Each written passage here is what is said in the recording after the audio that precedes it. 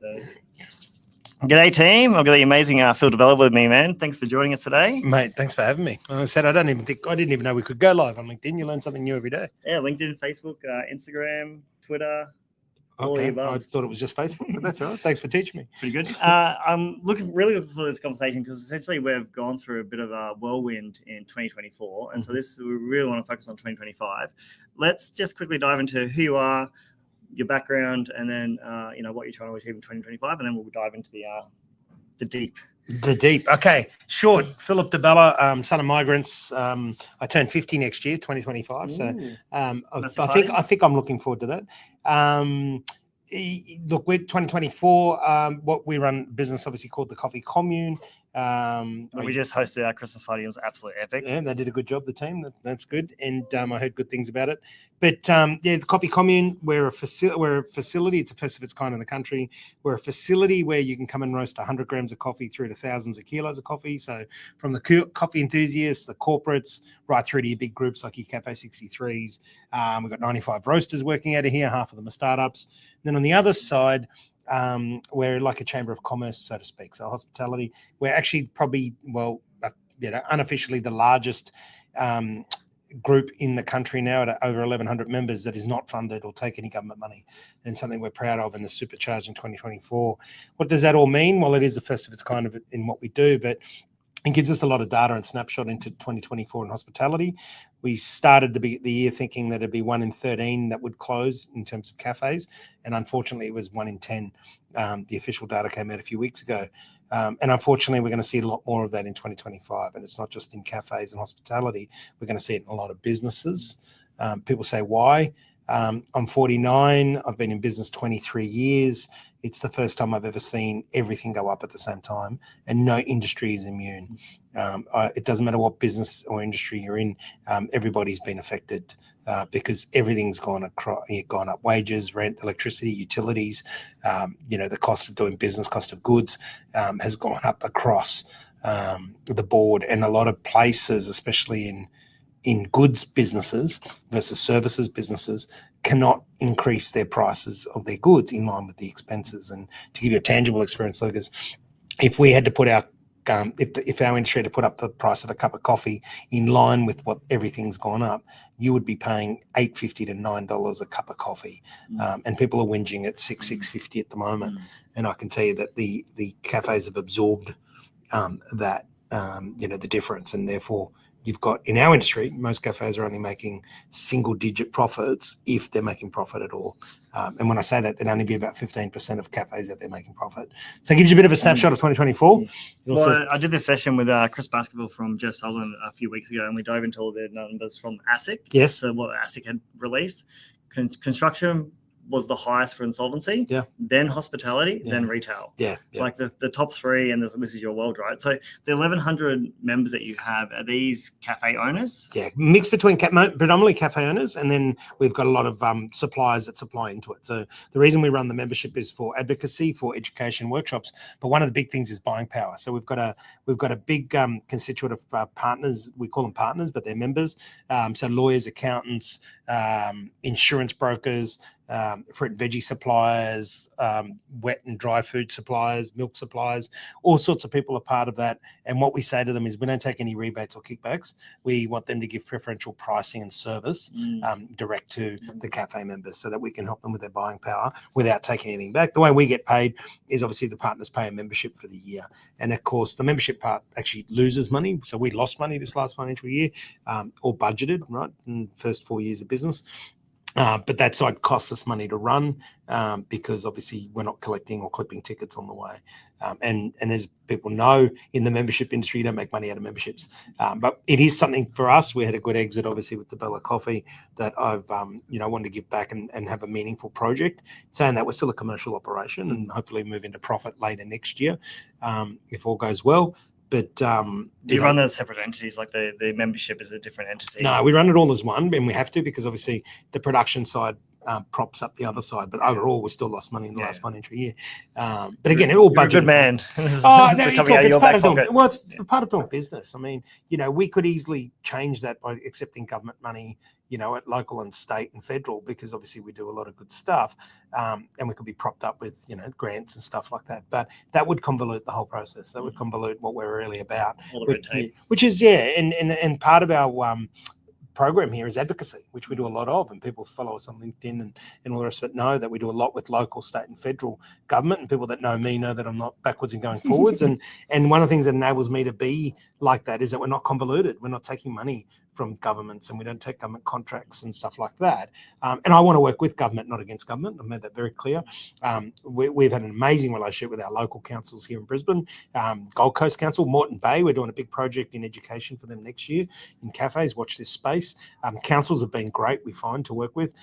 Now we've got a new state government. I've already met with the new Minister for Small Business and couldn't get the minister from the previous government to come and visit. Wouldn't even return, invitations, let alone come and see us. But our Queensland Small Business Commissioner has been amazing over the last 3 years. Dominic Lamb, she's fantastic. And I've already met with the opposition. With Peter Dutton was in here with Susan Lay and Michaela Cash. And can I tell you, they're powerhouses. We're talking about industrial relations. We're talking about things that affect productivity. We're talking about what sustainable energy should look like. We're talking about all things that affect business and affect cost of living. And forget what side of government they come from, because that now has become mute and people need to get over that. It's who's willing to work with industry to solve the one problem that everybody has, and that is cost of living.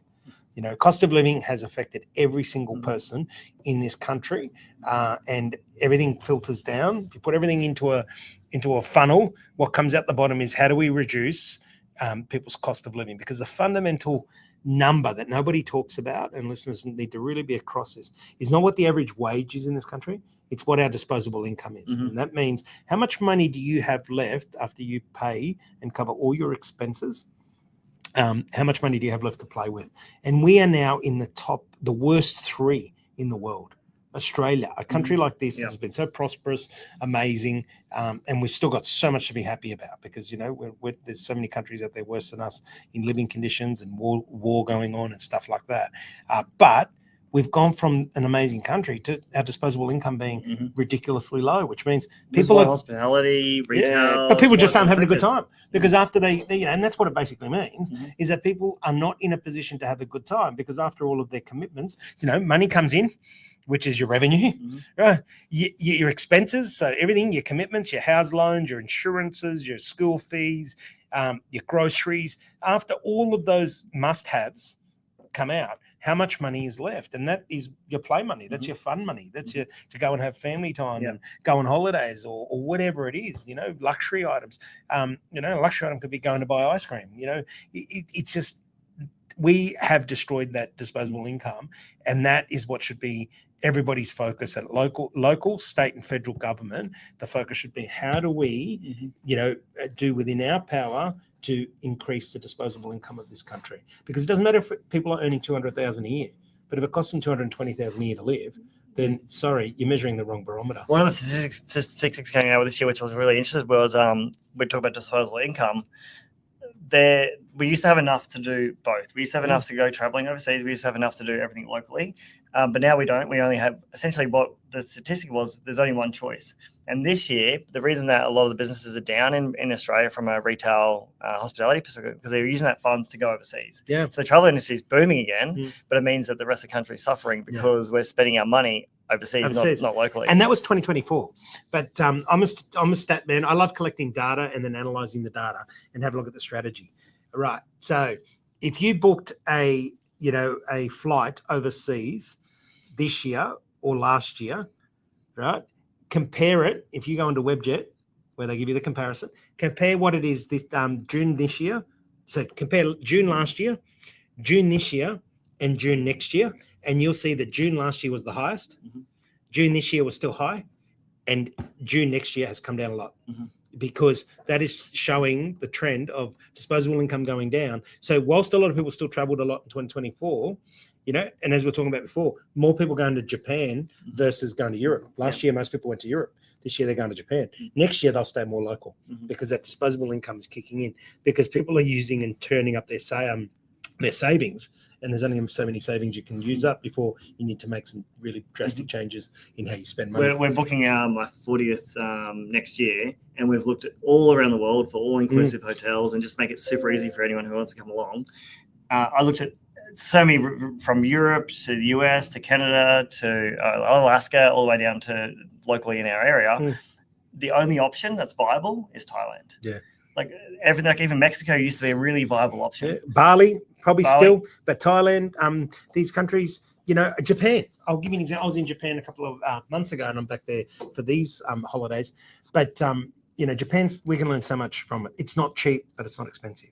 Why? Because they're a country built on respect. They're a country built on, authenticity, accountability, community. There's no bins every 10 meters in Japan. People take their rubbish with them.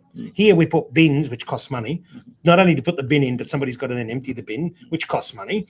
And then the community here throws their rubbish on the floor. Yeah. I mean, it's just ludicrous, right? And you go, well, what does that matter? Well, think about what I just said. You've got to put bins every 10 meters because, we don't want people to throw rubbish on the floor. We then got to pay for those bins. We've got to pay for them to be empty. We've got to pay for them to be services. Who does that? The ratepayer. So your rates go up. So every time you spend money over here, somebody's paying. Every time you're asking government for a handout, somebody's paying for it. So, it's no different to the way you run your household. If you bring in $100,000 a year, you can't spend $120,000 ongoing, right? And so when people say, the debt doesn't matter. Well, of course the debt matters. Yeah. The debt's still got to be paid. It's still got to be, the interest has still got to be paid back to the banks, and that comes from taxpayers' money. So the more inefficient that government is run or runs its books, the more money it's got to collect from taxpayers. The more money it collects from taxpayers, the less you've got for disposable income, which means higher cost of living. And I mean, it's without getting into the intricacies, and I'm not an economist, but I'm a realist, and I understand how money in and money out works. Otherwise I wouldn't be able to run a business. Running a household, running a government, no different. But it shouldn't be any different, but it is. Because there's no accountability. Yeah. And that's why it's saying, if you bring it back to Japan, respect. Well, are people respecting governments? Is the government of whatever level respecting the taxpayers' money? Are they accountable for the taxpayers' money? How can you bring in a budget and it's going to be 21 billion or 19 billion, depending on which propaganda you believe, that it's going to be out of budget and that person's still going to keep their job? Yeah. I'll tell you what, if my CFO here brought in a budget and he was 21,000 out without letting me know along the way, he won't have a job next year.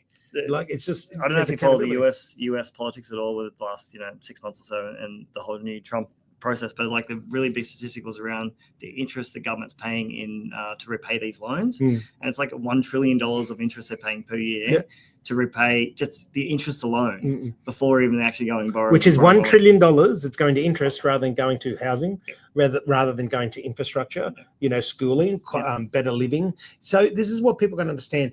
The way governments operate their books should be no different to the way you operate at home. Just the numbers get bigger, right? The numbers get bigger, but the concept needs to be the same. The concept, because otherwise, if you're the number one wage earner at home and you lose your job, you can't keep the same expenditure. So in a country like here, and there was a good one that somebody put up the other day in LinkedIn where they spoke about, and they said, if we are in a country, we're about to be, there's a lot of noise that we're going to miss the budget by X amount of billions of dollars. We are in the highest debt we've ever had. So then what right does a government have to give all of this money to people overseas, which the taxpayers got to pay interest on when we can't cover our own books?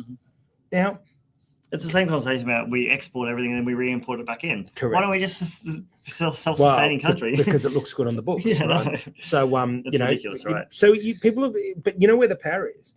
It's the people that have got it's the general public, it's the community. If they know more about it, if they understand, they get more involved in it, then we can hold people accountable. And again, it doesn't matter what side of government. When people say, but the opposition's no better, but they're not in government. So keep throwing the in government of the day out. If they don't keep doing what they say they're going to do, keep throwing them out until the government comes in and learns. We will do what we say we're going to do, and we're going to act in the best interest of its people, because it's in the power of the voters, right? It doesn't matter what side of government, doesn't matter where they sit. I say this all the time. You want the right people sitting on the right seats of the bus. You want the right people qualified. We put a treasurer in place that doesn't even have an accounting degree. I mean, I wouldn't hire a CFO here without an accounting degree. And we're a small business, let alone the biggest business in the country or the biggest business in the state being the government. I mean, how can we do that?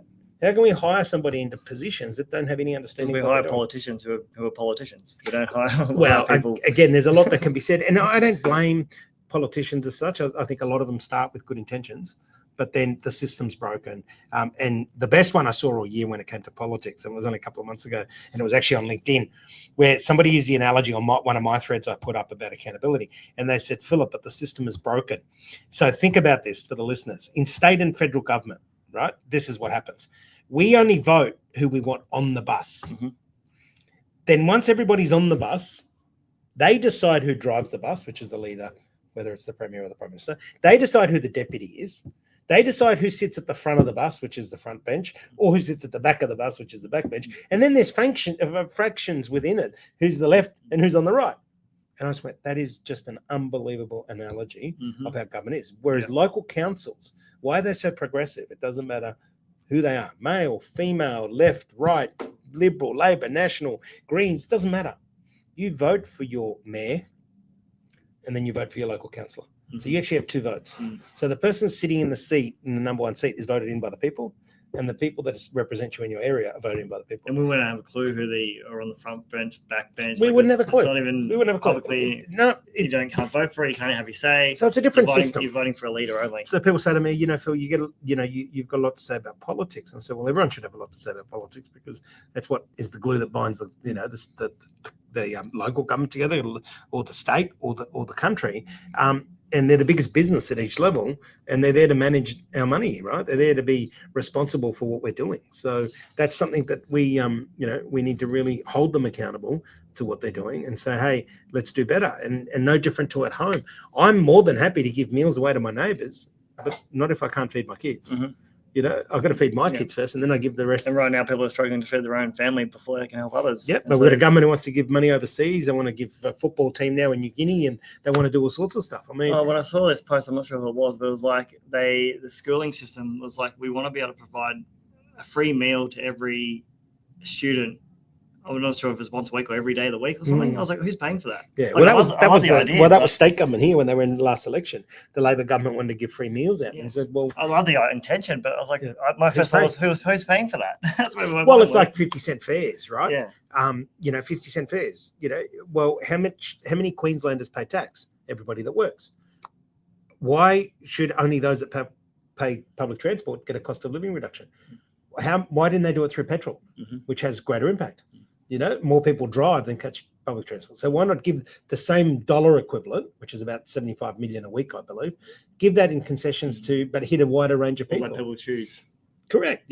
Like pensioners, why aren't we looking after pensioners? Why aren't we looking after people that care for disabled? These are the people that can't work, but pensioners have paid tax all their life, and then they've got to have an average standard of living. Yeah, it's ridiculous, right? Yep. Yeah. And people that are looking after, carers that are looking after people that can't work, or sick children, sick elderly. Why aren't we looking after them first? Yeah. So I mean, it's not why the NDIS reform's happening, but there's still no real context about what's going to happen with this NDIS reform. I know something needs to happen because there's a lot of companies out there that don't do it properly, but it's the workers that are missing out. Well, there's people on the front line that are missing out. Again, what started with a good intention is poorly executed. Yeah. And that you're going to find is no different. If you're not qualified in an area, you might start with a good intention, but if you're not qualified or you're not capable, then you're not going to execute. And NDIS is a classic example. Started with a great intention, and there's people that are just treat it the right way. And unfortunately, there's a lot of people treating it the wrong way, which is costing the country a fortune. Yeah. All right, it's a bit doom and gloom. Let's talk about the opportunities. Let's talk about the opportunities in 2025. Any other points on 2025? Oh, look, I think planning. People that I always say that when people are planning, those that have planned in times of good, plan for bad. In times of bad, you're planning for good. If you follow that model, those in 2025 that have followed that, they're going to be kicking some serious goals, right? Election year, it's the time to say, hey, who's doing the right thing for the for the people of Australia and who's not, and don't get caught up on but the opposition's no better. That's not the point. Again, I talk in analogies. If I've got a CEO in my organization and he or she is not performing, I don't go, I'm not going to keep him. I'm going to keep him because I don't have a good deputy, or I'm not going to keep him because I don't have an alternative. No, they've got to go, and then I find the best choice, right? And then if that person doesn't perform, they go too. Yeah, there's no different come election next year. If the Prime Minister is not doing their job, right, and that's up to your own interpretation because that's democracy. If they're not doing their job, if their scorecard, their key elements, whatever you want to base good or bad on, is not happening, then they're going to go. And then the next person comes in, and if the next person's like good, they got to go too.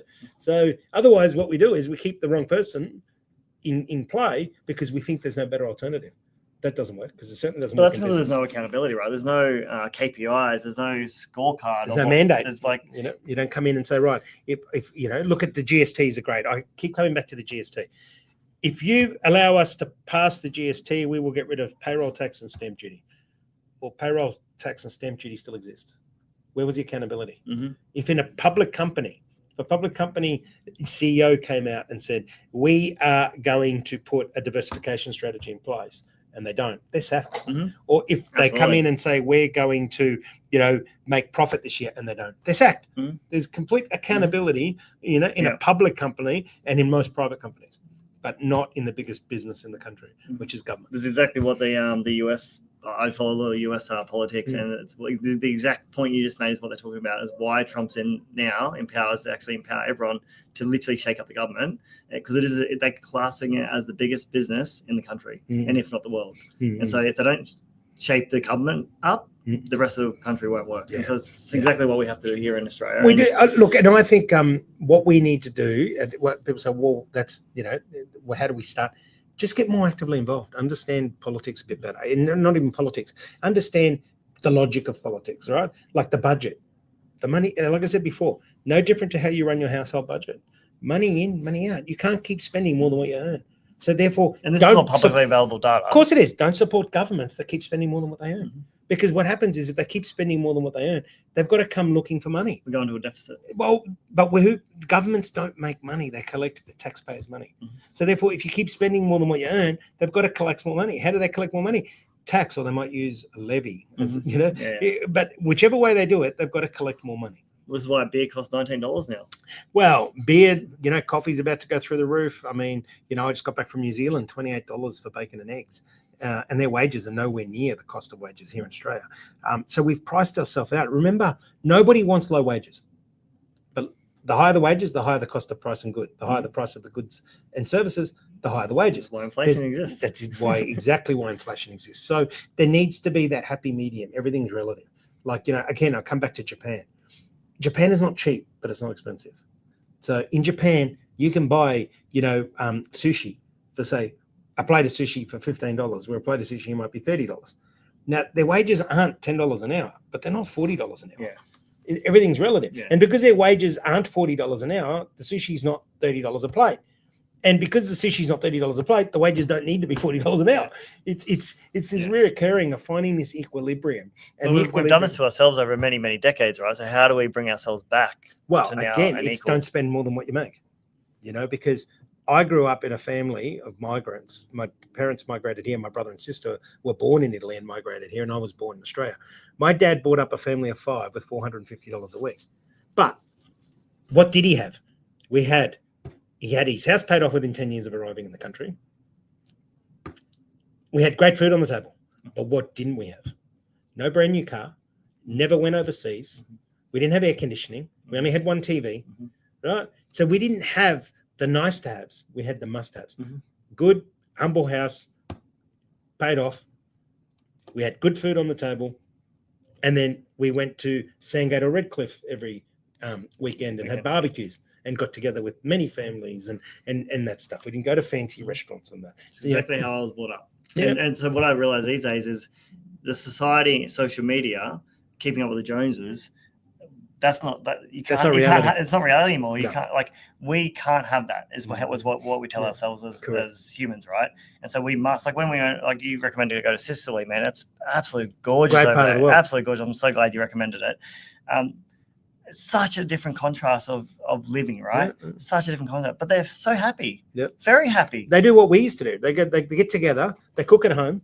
They get together and they go to the beach. And they spend the whole day on the beach, or they'll even cook at the beach. They'll bring a barbecue and they'll bring their meat and they go, we don't need to go and travel to these fancy, places and the rest of it. Or they'll get everyone together over at home and they don't come over at 12 o'clock. No, you go over at 10 in the morning and you cook together. Yeah. And you stay there all day. They turn the music on and you're dancing, They're not going out and paying $50 or $100 for a bottle of wine. They're drinking wine that they made at home with love and passion, So they're having a higher quality of life with a lower budget, and there's a lot to be learned from all different cultures around the world, and our own culture in Australia. I mean, I love Australia. I think Australia, what makes us unique is how safe we are. I mean, how organised things are.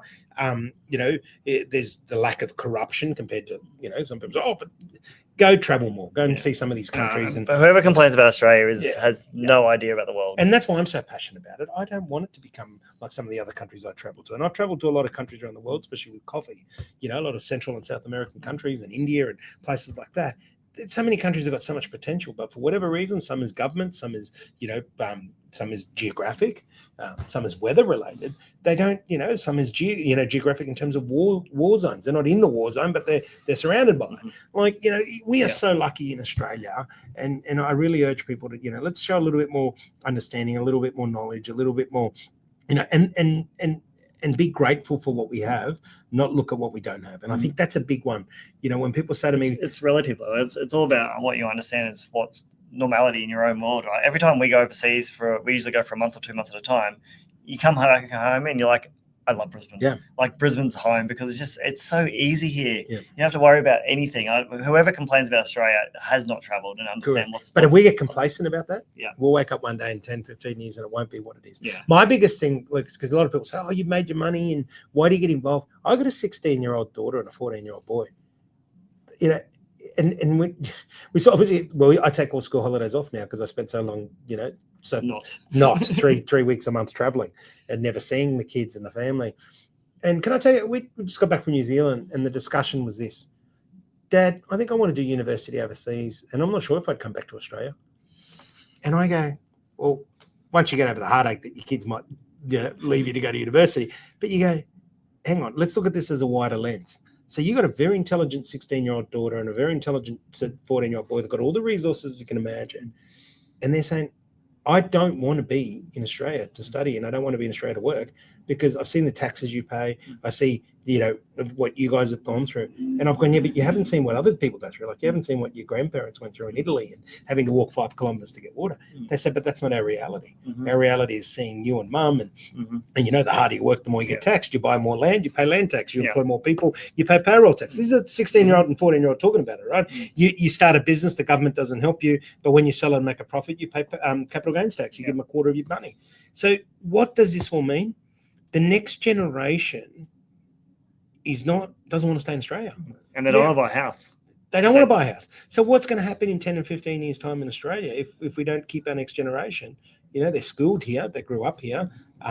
They were born here. They should love the country. But if they all take off and we export, their skills disappear, which means their capacity to earn and then their money, what happens to Australia? And we got to look at that wider lens and say, well, how about making this country aspirational again?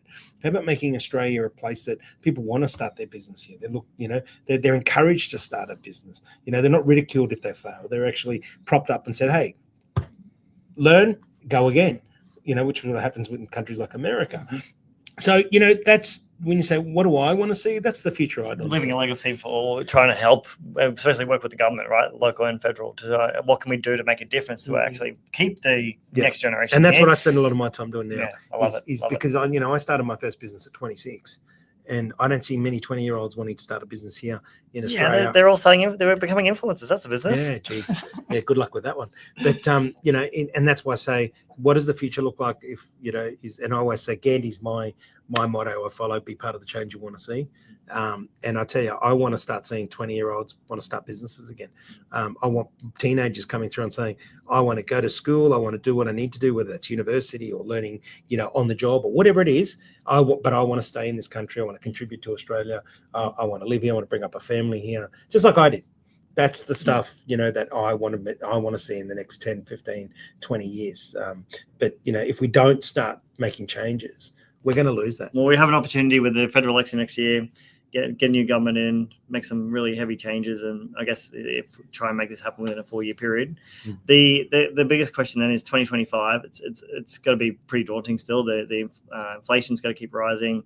The interest rates are not coming down to what they need to be. So what opportunities have you thought about as a possibility to go, that's all kind of doom and gloom? What can we focus on as us humans especially in Australia. Like you talk about budget, absolutely agree.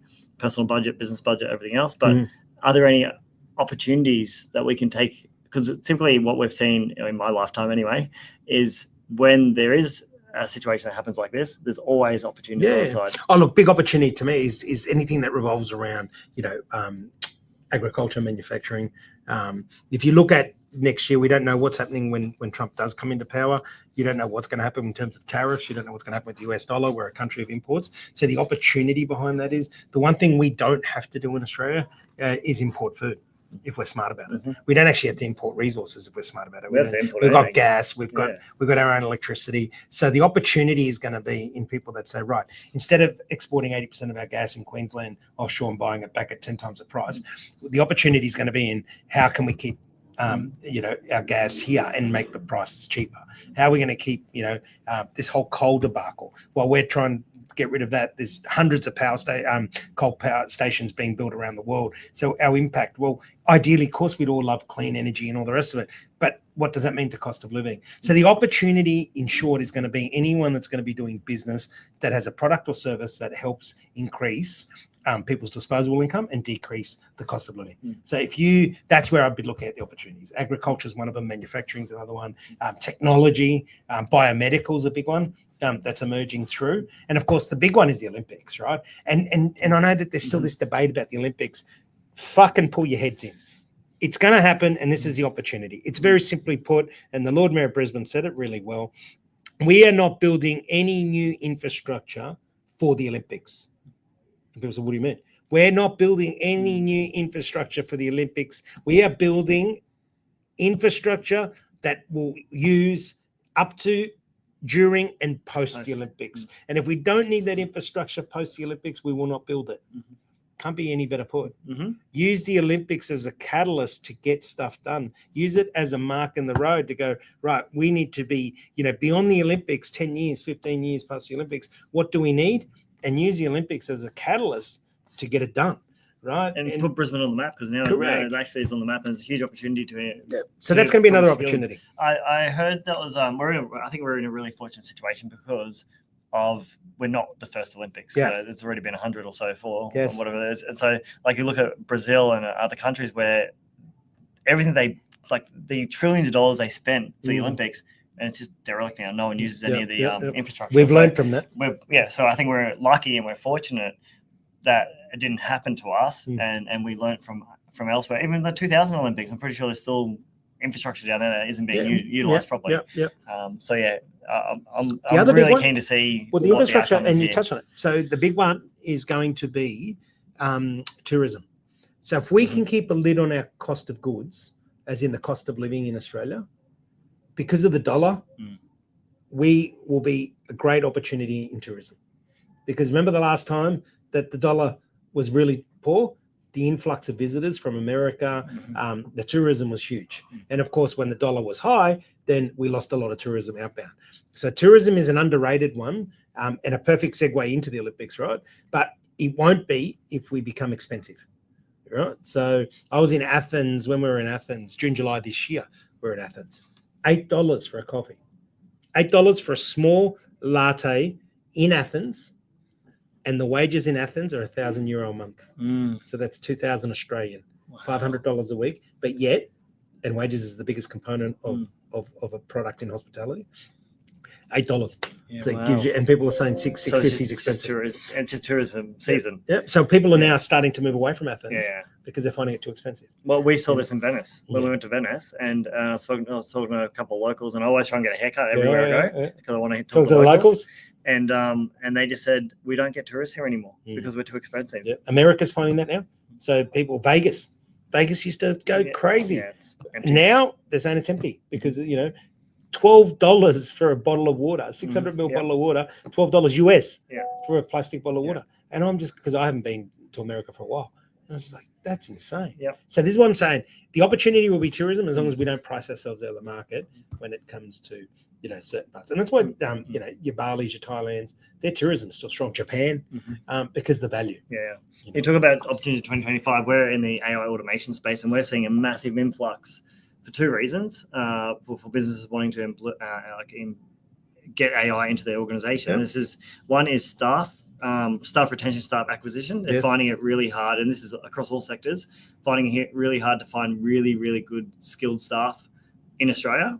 It's super competitive, or people are not, maybe because of cost of living, they're not wanting to move from one company to another company, so they just want to stay stable in that company. So, and then we don't have enough skills coming into the country. Yeah. So AI can obviously can help with that. Can help with that. So that's a massive influx we're seeing. The second thing is cost reduction. Yeah. Businesses are already, and this is like the last quarter since the election, like this last quarter has been insane because everyone's planning and preparing for 2025 and going, we need to cut costs in our business. And the easiest way to cut costs is humans. Yeah. Which is not good for the economy, no, right? it's not good, because then what happens when they're out of work? Yeah. Then they're not contributing, then they don't have any extra income, which means cafes and hospitality. And that's why you need everything to work in harmony. Yeah. You know, and the opposite's been at the moment is everything's in disharmony across all sectors. Because normally you have certain sectors will prop up, right? Yeah. Construction, hospitality, and retail, the three biggest in the country. And you said it before, they're the three biggest hit. Now that's what's taken and what does that do to the balancing of the books? You know, what does that do for GST collection? What does that do for, hours worked, which means, PAYG tax, which, all of it is a flow down effect, right? And it's all labor. Yep. Like we were with a manufacturing company yesterday, and their labor's increased tenfold, and which means they don't have to charge a consumer. You have to charge more. And we said it before, higher wages means higher goods and services. Higher price of goods and services means higher wages. Higher wages means higher price. And if you just keep saying it over and over, you'll actually get it. Like, it's not the answer. You need the right wages for the right cost of living, for the right price of goods and services. You can't have it all. You can't. We renovated our apartment this year, and we originally had a budget of 100K to do a renovation, ended up being 200K. All of it, like not all of it, majority of it, 70-80% was labor. Yeah, labor. Yeah, it's insane. But when you've got high prices of goods and services, people need to be payable because they need to live too. It's a roll-on effect. Totally. Well, like I said, the Prime Minister came out, I can't remember how many months ago, and said, this country, we've got the highest average wage.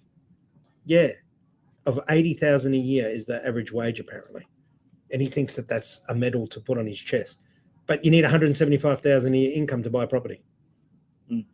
So it's all smoky mirrors over here. And this is what I'm saying. People just need to understand data better, analyze it better. There's no use being the average wage is 80,000 a year, which is quite high, but you need 175,000 to buy a property.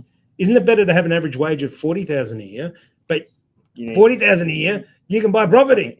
Like it's anyway, maybe I'm the dumb. No, that's how it was when I grew up, right? So when I bought my first property when I was 21, I was on $23,000. There you go. So you could do it back then, but we can't do it now. No. Well, you can do it back then because, my first car was a Gemini. My second car was a Lada Samara, which broke down all the time. Like, you talk to people now, what's your first car? Oh, I just bought a BMW 1 Series. Or I just bought a, Audi Q2. Oh, that's fantastic. So you just spent 60, 70,000 on your first car. Great. Like, it's what are you prepared not to have? I've got every subscription under the sun. I've got Netflix and whatever else comes with it. Versus, hey, I don't even watch TV. I listen to books or whatever it is. So, hey, this is because the newer generation, in my opinion, I don't have kids, is what I'm hearing throughout all my business networks is the new generation. It's all about lifestyle.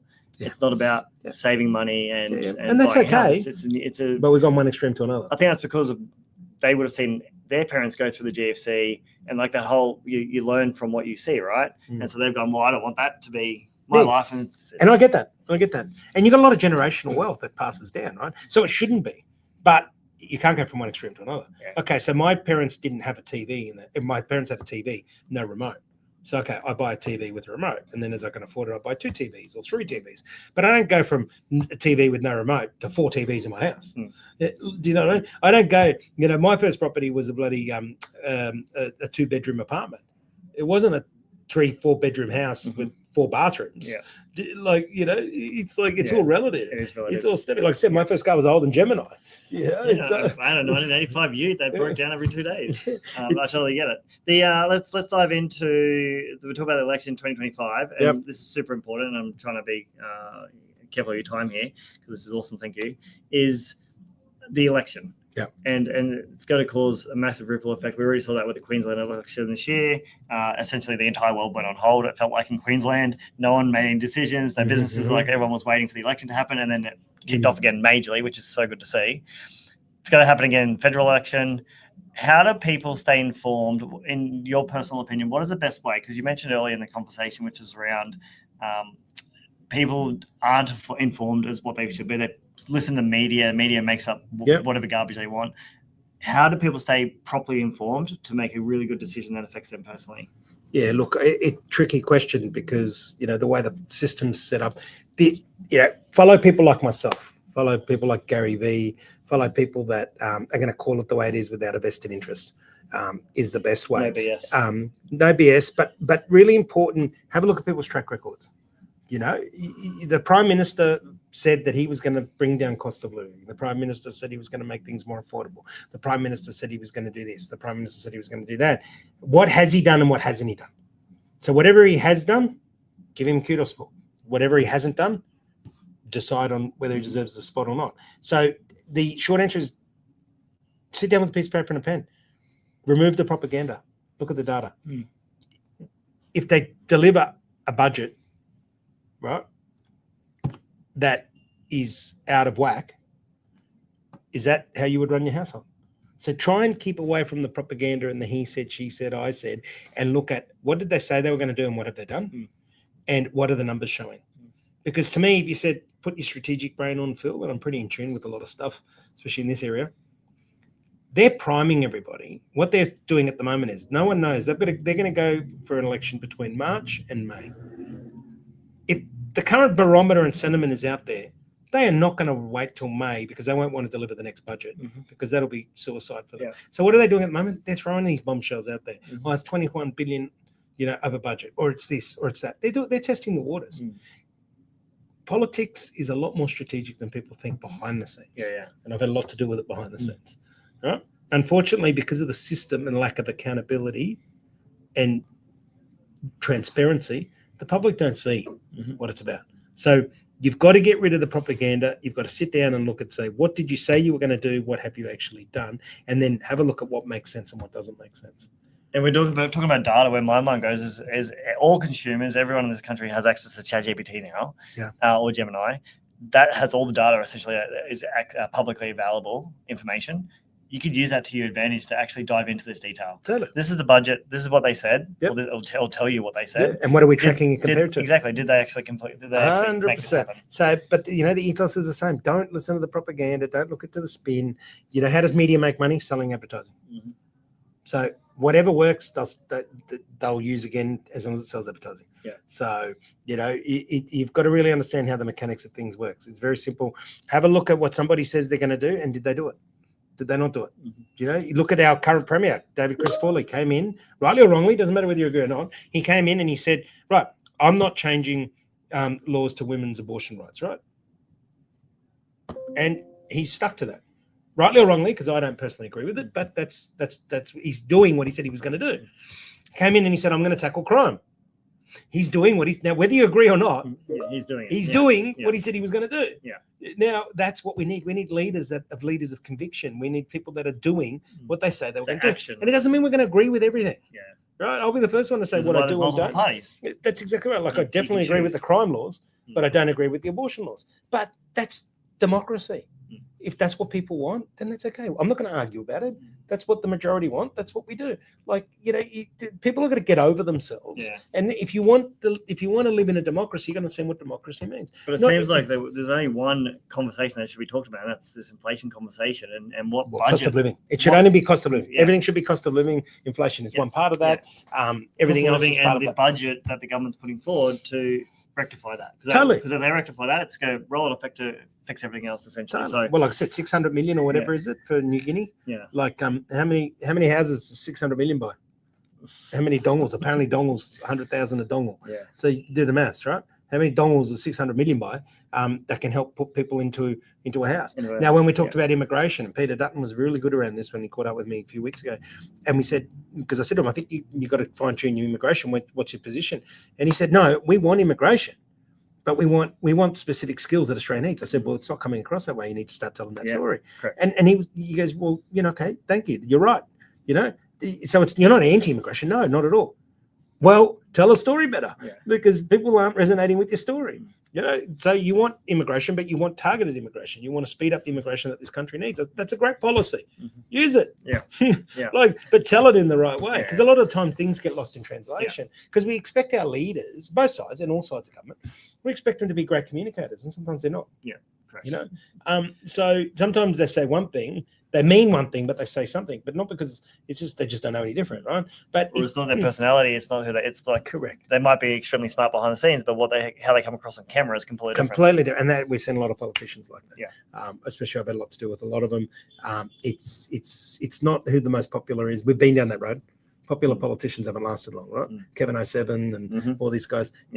We've got a saying in Italian. My dad says, "Beauty stops at the door." So you could be the best looking person in the world, but once you get to the door and you step through the door, there's got to be some substance behind those looks. That's right. Because there's no substance behind the looks, and that's the marketing propaganda. You can get elected. Like to me, the current Prime Minister Albanese was a bit of marketing propaganda. It will be easy under Albanese. It's going to be this marketing spin. Well, it hasn't been easy for anybody. So he stepped through the door. He hasn't followed through. Nothing's changed. So in my eyes, in my opinion, he's not worthy of my vote because he hasn't followed through with what he said he was going to vote. And people go, but what about the opposition? It's not about the opposition. I don't keep the CEO there because I don't have a replacement or a better replacement. I get rid of the CEO and then I deal with what I've got next. So that's my personal opinion, and that's the right of democracy. Whether you agree or don't agree, that's what makes the country so good being a democracy. No, I love it. This is awesome, man. Really appreciate this. I'm looking forward to 2025. The huge opportunity that I foresee. I know it's going to be a really struggle for a lot of people out there, and you just got to focus on yourself, focus on your budget, focus on your health focus first. What you can focus on. Health first, mental health especially. That's the big one that not many people are addressing. Right, a lot of families under stress. Talk to people, get out there. Give someone a hug, mate. That's the big one that's my biggest concern. 2025 is people under that mental pressure and stress. Right, money comes, money goes. We've all been there. I lived off a credit card when I was at uni. As long as your mental health and your physical health, then you can tackle most things. But without your health, you can't tackle much. So without your health, you can't do anything. Your stuff. So sorry, I cut you off. Then. No, it's okay. No, it's been awesome. I'm looking forward to next year. It's going to be super interesting. And I think if you stay focused, focus on what you can control. Then you'll get through it with ease. And live within your means. There's another great Italian saying, and my parents use it with me all the time. They say you've done well, you've been successful, but they always say keep your fingers on your pulse. Keep your fingers on the pulse. Which means just don't try and run, sprint. Know when to walk, know when to jog, know when to run, know when to sprint. But keep your fingers on your pulse. It really is. You can still have a good time. You don't need a lot of money to have a good time. Unfortunately, there's a lot of people out there that can't afford school fees or can't afford a roof over there. They're the diabolical ones, right? And in my opinion, they're the ones that should be getting the help that are needed. Absolutely. I'm happy to pay taxes. I just want that tax to go to the right place. When you drive past and you're seeing things done, you're like, why am I paying my tax for that? That's not needed. I have no problem seeing my tax going to carers that are looking after disabled, to people that are doing it tough, for whatever reason, that's beyond their control. Health is normally a big one, or circumstances, children are sick, and I'll pay double taxes if that's where it's going. But when they're handing out 600 million to football that's not even in this country, when they're sending millions and millions of dollars overseas, or when they're letting people take millions and millions of dollars out of this country without taxing them, then sorry, that's when we've got an issue. It really is, and I don't want to be cliche like Trump, look after America first, but bring it back to your own household. Look after your own family, and then help those others around you. And we really need to start adopting that ethos, and we need to be more community focused. I think we've certain areas we've lost that spirit. Bring it back more to community, and if you can help somebody, help them. We do. I said at charity, I said, we've made a loss for the last 4 years, but I still give our bit to charity, and I still give, and people say, oh, can you sponsor this? No, I can't, but I can give you a couple of coffee hampers, or I can give you some coffee vouchers to come into the cafe, and do a little bit, because obviously you pre-plan your budgets, but you do as much as you can. And it doesn't matter. It doesn't have to be money. It can be time. People donating time. My parents do that. Donate their time to help others. If everyone does a little bit and remembers that community spirit, And Christmas, I love Christmas because of that. It's a good time to remember about community. It's the one time of year that most people get to pause, and reflect. And it really is, comes back to Gandhi, be part of the change you want to see. If you want to see change, you got to be part of it. Don't sit on the sidelines and be a commentator. These keyboard warriors, take your keyboard and go and smash it. Like, you got to lead from the front. You do. That's it, even in your own household. You got to be an example in your own household, in your own workplace, in your own community. You've got to be an example, and it's a village. It really is about a village and a community that make up who you are. We want to feel valued. We want to feel wanted. We want to feel needed. We want to feel loved. But we've also got to do that. We've got to help. We've got to love others. We've got to help others. We've got to do what we can to be part of that. And not everyone has to agree with you. I'd never expect everybody to agree with what I have to say, and nor do I agree with what everyone else has to say. But I respect them. You notice the way I talk. I'm not a fan of our current Prime Minister, but you don't hear me talk badly or call them names or get aggro about it. I wasn't a fan of our Premier, not personally. I never met her, but I wasn't a fan of the decisions she made, the way she went about things, especially through COVID. But, I walked past her the other day and she looked at me a bit scared and I smiled at her. I don't know. We've never formally met. I don't have any personal issues with you. But as a taxpayer, as a citizen, I have the right to agree or disagree with your strategies, and that's okay. Just like everyone's got that right to disagree with me, it's not a problem. And that's let's just show a higher level of emotional intelligence. And I think it's a good time to pause in 2024 and reflect on on what we do well and what we can do better, because that's what I certainly do. This has been awesome, man. Really appreciate this, mate. Thank you, and you have a great Christmas, great New Year. Yeah, keep kicking goals. 40. I tell you, when I was at your age, people go. It changes at 40. It does, and now I'm hearing 50-year-olds go, it changes at 50. So it is. But we get wiser. Well, we get wiser. We get wiser. So and again, aging's a privilege, because unfortunately a lot of people aren't around to have that privilege. So it is. But thank you for having me on the show. Thank you. Appreciate it, man. Appreciate it.